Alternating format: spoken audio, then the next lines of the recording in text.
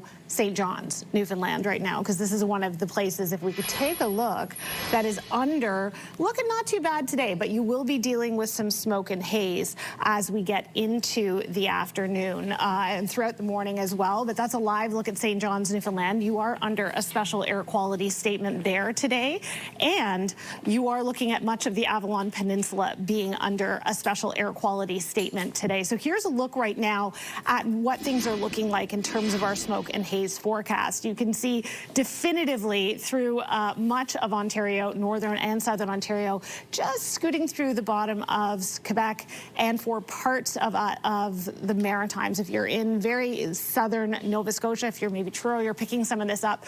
What I will say is we're starting to see an area of high pressure sort of push off to the north and east here. That's going to help to draw some air out of the south, the flow of air to the south in the next couple of days, and that should help clear things out a little bit for those of us that are in southern Ontario potentially. However, we are still looking at things lingering for those of us that are in Newfoundland and Labrador, really concentrated around the Avalon Peninsula. We're looking at that because of the fires at around Conception Bay North, and that's really giving us the poor air quality there. I'll just get out of the way here so you can see the statement. So that, again, is for the northern Avalon Peninsula, including St. John's. And if we zoom out, we were talking in the newscast that we're seeing these coast-to-coast air quality warnings, literally coast-to-coast, because we have them from the Avalon Peninsula right on over to East Vancouver Island. So this is a widespread issue, and this is all for smoke due to wildfire. We're seeing that for parts of southern Ontario. We're seeing that for northern Ontario, for Manitoba, Saskatchewan, in the interior of BC as well, and for parts of the north, and then, of course, for Newfoundland and Labrador.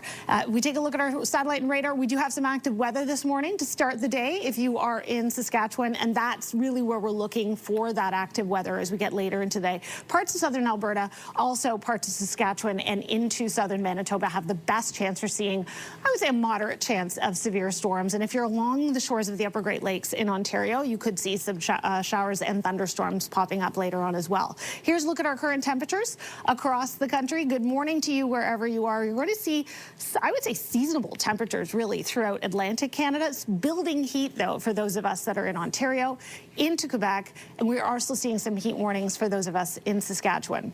So here's a closer look at our radar and satellite imagery for the eastern half of the country. You can see mostly clear skies. There's that building high pressure. You will get a little bit more cloud and a little bit more unsettled for those of us that are, I would say, in northwestern Ontario and probably southern Manitoba today.